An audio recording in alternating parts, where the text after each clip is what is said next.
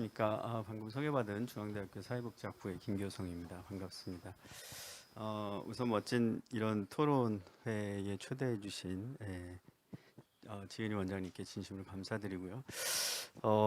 처음에 인사 말씀 하실 때 대단히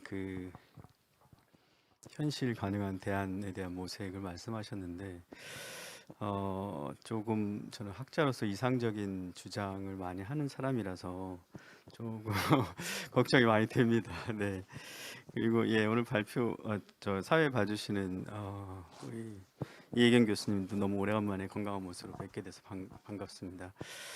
제가 직접 배우지는 않았는데 저희 세대는 다 이혜경 교수님 글을 읽고 공부를 해서 다 스승이라고 생각하고 있는 그런 분입니다. 네, 성재윤 교수님 발표 너무 잘 들었습니다. 언제나 그렇듯이 뭐 광범위한 내용들을 대단히 잘 정리하고 아주 명쾌하게 주장을 펼쳐주신 것에 대해서 감사드리고 저도 공부를 많이 했습니다. 대체로 사회정책학자들 아니면 사회복지를 공부하는 사람들이라면 교수님께서 지적하신 여러 가지 그 문제 제기에 대한 부분들은 공감을 할 수 있을 거라고 생각이 되는데요.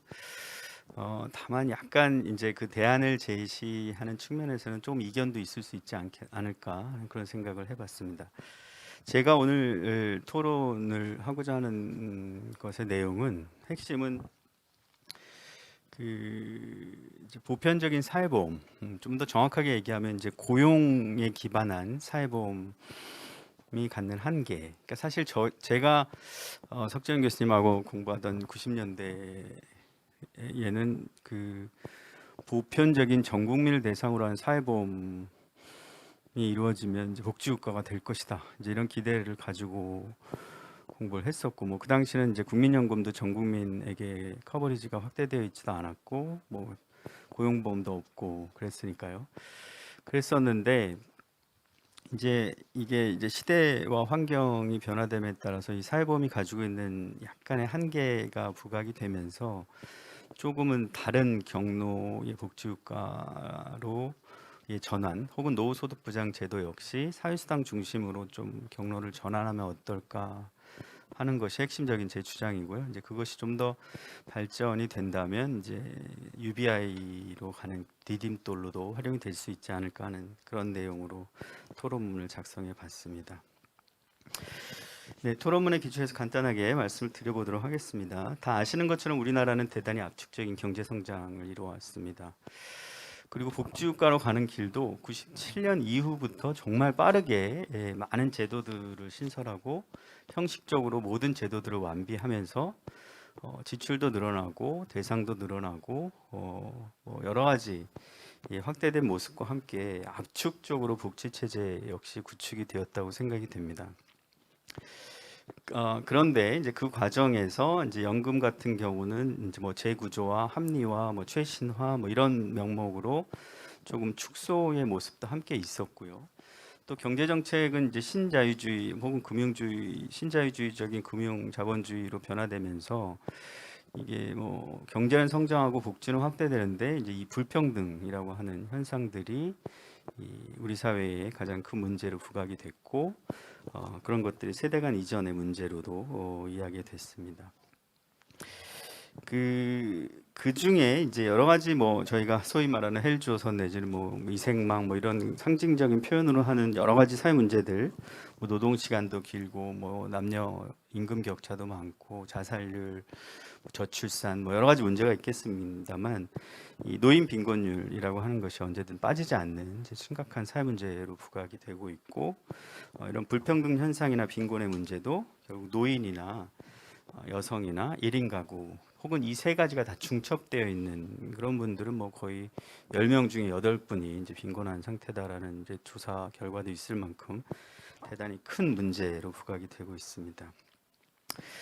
그래서 이런 노인의 이 취약성 소득 보장과 관련된 내용들을 조금 개선하기 위한 제도들 좀 간단하게 살펴보도록 하겠습니다. 크게 세 가지로 정리를 했는데요. 국민연금, 기초연금, 그리고 국기법이 되겠습니다. 국민연금 잘 아시는 것처럼 전 국민을 포괄하고 있고요. 단일 체계고 소득 재분배에 대한 기능도 대단히 높습니다. 그런데 제가 공부를 한 이후에 이 국민연금의 제도의 개선 과정을 보면 대체로 소득 대체율을 축소하기 위한 노력들이었다라고 요약을 해도 틀린 말은 아닐 것 같아요. 물론 처음 시작할 때 소득 대체율 70%로 뭔가 할 수밖에 없는 이유가 있었을 거라고 이해는 됩니다만 그 이후에 60%, 40%로 계속적으로 낮춰왔고 그것의 이유는 결국 장기적인 기금 재정 안정화 였습니다. 그러니까 노후소득 보장보다는 연금제도가 가지고 있는 기금을 안정화하는 것이 더 큰 이슈였던 거죠.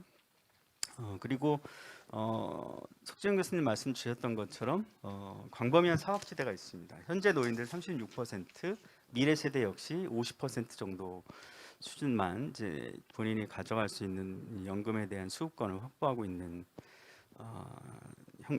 형태고요. 그 실질 소득 대체율도 뭐 40%라고 되어 있긴 하지만 실제는 뭐 가입 기간도 짧고 뭐 왔다 갔다 하기도 하고 여러 가지 이유로 25% 수준이다라는 이야기를 합니다. 그래서 결국 이 국민연금은 장기적으로 가입한 사람들 아니면 중산층을 위한 반쪽 연금이다라는 이제 평가를 받고 있고요. 이제 문정부에서도 이번 정부 들어서도 이걸 이제 개혁하기 위해서 여러 가지 노력을 했습니다만 그 표에 나와 있는 것처럼 결국 소득 대체율과 보험료율을 조금씩 조정하는 이게 모수적 개혁의 모습이었고 약간 진일보한 측면이 있다면 이제 기초연금과 함께 연계를 해서 이제 대안을 마련했었다는 점. 그러나 뭐 합의안을 도출하지 못해서 그대로 이제 가고 있다라는 점 다 아시는 내용이라고 생각합니다. 그 기초연금은 뭐 노령연금이나 기초노령연금으로부터 시작을 해서 소득 하위 70%에게 이제 쿼자이 유니버셜한 준보편적인 연금으로 자리매김을 했고 1인 1연금 체계를 시작을 했고 당연히 사각지대는 좀 해소가 됐고 빈곤과 불평등 감소 효과도 개선이 됐습니다. 그리고 뭐 젠더 친화적인 요소도 부각이 됩니다. 이거 아마 석재훈 교수님이 유사한 그 논문을 쓰셨던 것 같은데요. 여성의 수급률이나 빈곤 해소 효과가 훨씬 더 높게 이제 나오는 거죠. 그럼에도 불구하고 국민연금 가입 기간과 급여가 연계돼 있고 급여가 물가에 연동되는 것, 그리고 대상이 보편적이지 않다는 것, 그리고 부부가 받게 되면 감액을 한다는 것, 뭐 이런 여러 가지 문제점들을 아직도 갖고 있다고 생각이 되고요. 그래서 이 공적연금을 개선하는 과정에서 이제 국민연금 중심으로 갈 것이냐, 기초연금 중심으로 갈 것이냐라는 것이 한때 또 이 소득보장 관련해서 크게 이슈로 작용을 했었고, 뭐 답은 둘 다 잘 개혁해야 된다, 뭐 이렇게 나왔던 것 같아요. 예. 그리고 국민기초생활보장법은 저희가 공부하던 시기에 이제 생활보호법이 이제 권리성을 강화한다는 측면에서 김대중 정부에서 국기법으로 전환이 됐고. 2015년에 이제 개별 급여로 완전히 이제 전환이 됐고 이제 올해 들어서 뭐 최신화 합리화라는 이름하에 이제 부양 의무자 기준까지 폐지가 되었습니다. 그럼에도 불구하고 이 신청주의가 갖는 여러 가지 문제점들로 인해서 비수급 빈곤층이 아직도 많이 있고요. 또 급여 수준 아까 석재현 교수님 말씀하신 것처럼 1인 가구 너무 낮은 급여 수준이고 뭐 빈곤 완화 효과도 그렇게 크지 않습니다. 그리고 구충성의 원리도 지속적으로 있고요. 또 줬다 뺏는 기초연금의 이슈도 있죠. 예, 제가 제 생각에는 빈곤 운동을 하면서 최고의 프레임 전략이 아니었나 이게 오건호 박사님 이렇게 생각하는데요. 이게 어쨌든 보충성의 원리에 따라서 원칙적으로는 저는 뭐 줬다 뺏는 게 맞다고 생각을 합니다만 이 높은 빈곤율을 감안을 해서 조금 공제율을 한시적으로 적용하는 것도 대안이 될 수 있을 거라고 생각이 됩니다. 이런 정도로 노후소득 보장 체계에 대한 한계를 좀 정리했고요. 이제 석 교수님이 말씀하신 세 가지 쟁점에 대해서 하나씩 제 생각을 좀 정리해서 말씀을 드리도록 하겠습니다.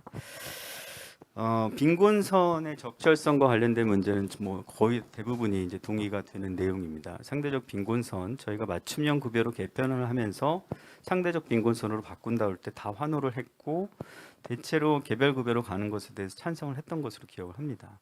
그런데 이제 상대적 빈곤선이 50%가 아니고 생계급여는 30%가 되면서 조금 나쁜 개별 급여화가 된 문제, 상대적 빈곤선 당연히 재조정이 돼야 된다고 생각하고요. 1인 가구 기준에 대한 최저 생계비 측정도 많은 주장이 있는 것도 사실입니다. 그리고 뭐 다차원적 빈곤은 뭐 원칙적으로 찬성을 하는 내용이 되겠고요. 그리고 소득 환산에 대한 방식도 저도 소득과 재산의 컷오프 방식으로 가는 것이 맞다라는 식으로 답변을 드릴 수 있을 것 같습니다.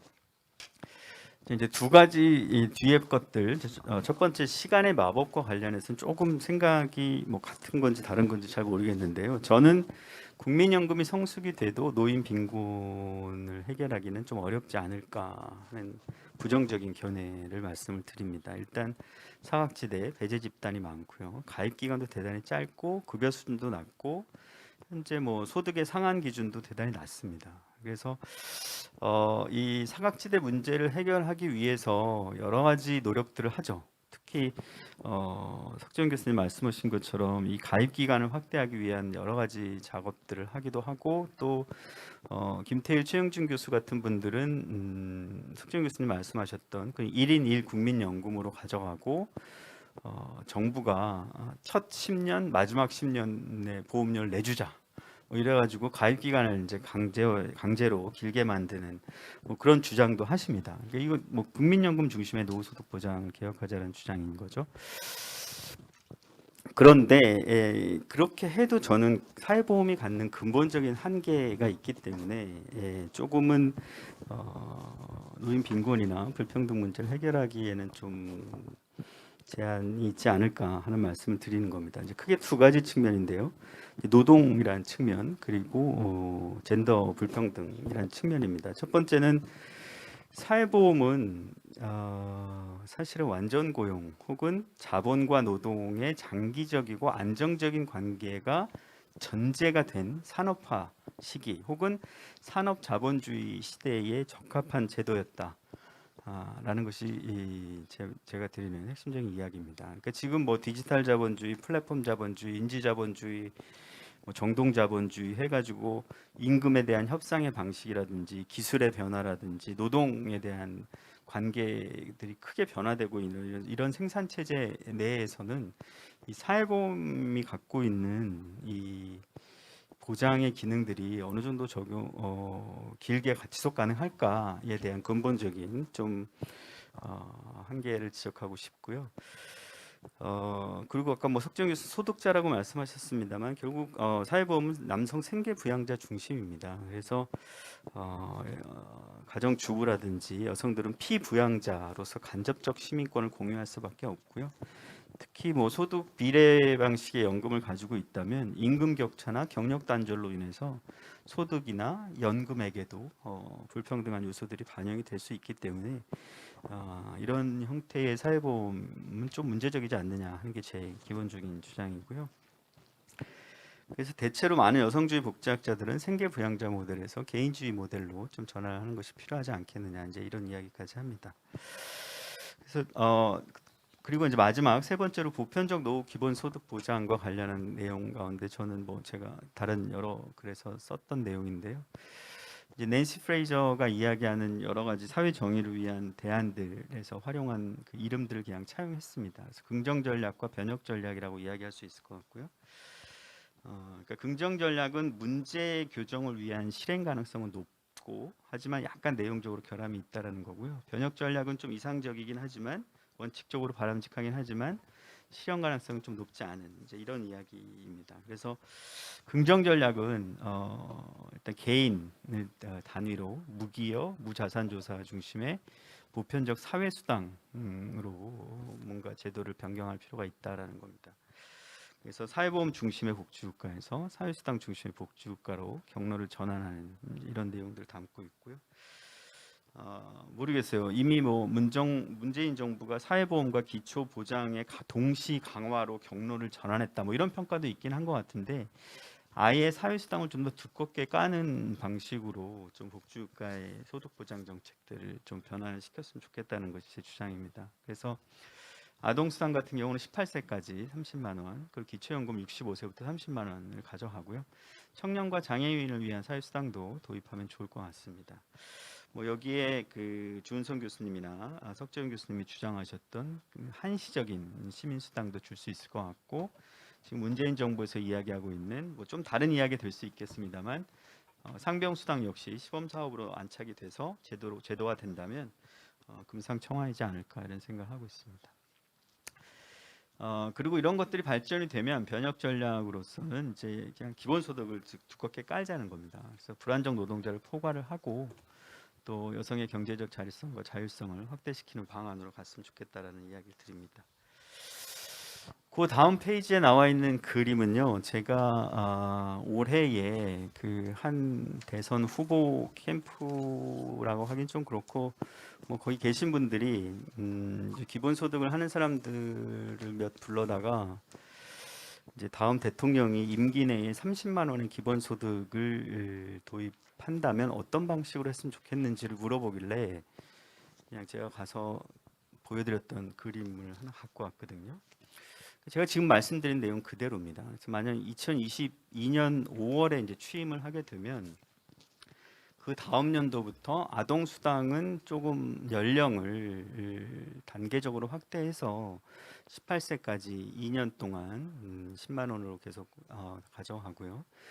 그리고 기초연금은 뭐 하위 70%에서 모든 노인들에게 30만 원으로 그 다음 연도부터 진행. 그냥 내리지 않으셔도 될 것 같아요. 그냥 두시면 좋을 것 같은데. 네.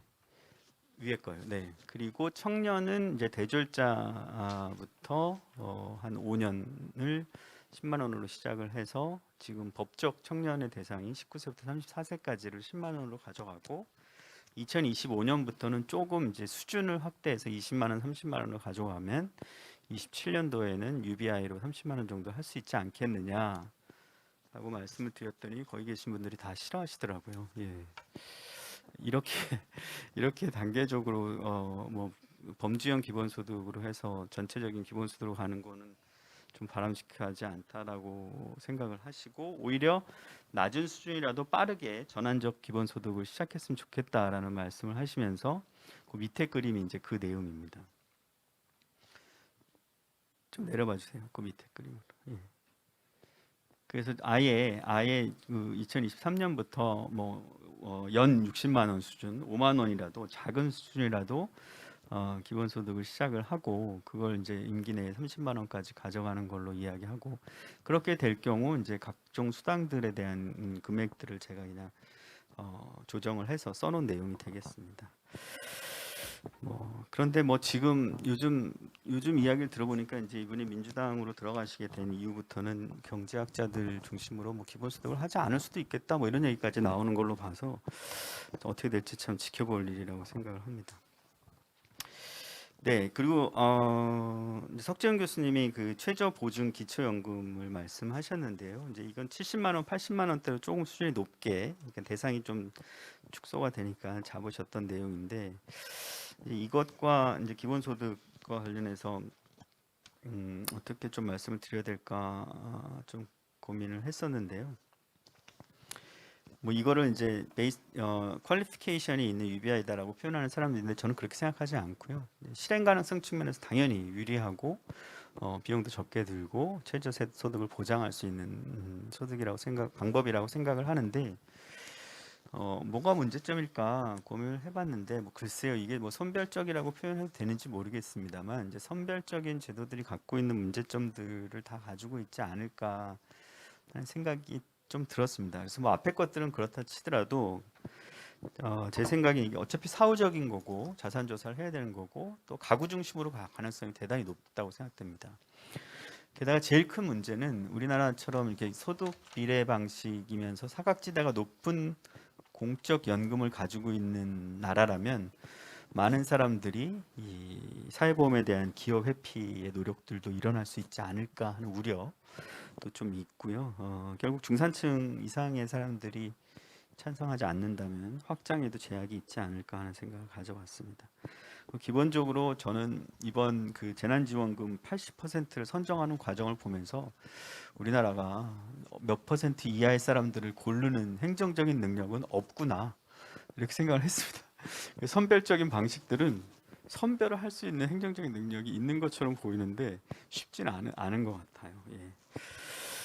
그리고 오늘 논의에서 가장 제가 그냥 추가적으로 말씀드리고 싶은 내용은 저희가 이 다층 노후소득보장제도의 개편 과정에서 특수연금에 대한 고려를 하고 있지 않은데 이것도 어떤 방식으로든 개선이 필요한 것 같아요. 모든 국민연금을 다 깔고 그 위에 3층으로 올리던 어쨌든 간에 이제 특별히 사회적 기여를 한 사람들에 대한 보상이라는 측면에서도 그렇고 뭐 지금 재정적으로 좋지 않은 문제들을 해결하기 위해서는 이 특수직 연금에 대한 고려는 반드시 필요하다고 생각됩니다.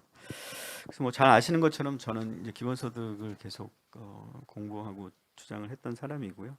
다만 이 제대로 된 사회수당도 하나 운영하지 못한 우리나라의 경험에 비추어 볼 때 조금은 단계적으로 사회수당 중심으로 가도 저는 충분히 발전된 복지국가가 될 수 있을 것 같고요. 오히려 좀 거대한 규모의 사회 실험을 한번 해봤으면 좋겠어요. 예, 이게 뭐 그냥 뭐 몇백 명, 몇천 명 이렇게 하지 말고 아예 지역을 확 정해서 제주도를 한다든지 뭐 하여튼 이렇게 좀 크게 사회 실험을 해서 그 막대한 재정 소요가 갖는 여러 가지 효과성들에 대한 검증을 해보고 미래에는 조금 기본소득이 있는 생태적인 복지국가로 구축되기를 기대합니다. 그래서 그런 것들이 되지 않는다면 결국 아직까지 미래에도 중산층만을 위한 역진적 복지국가가 되지 않을까 그런 우려와 함께 토론을 마치도록 하겠습니다. 감사합니다.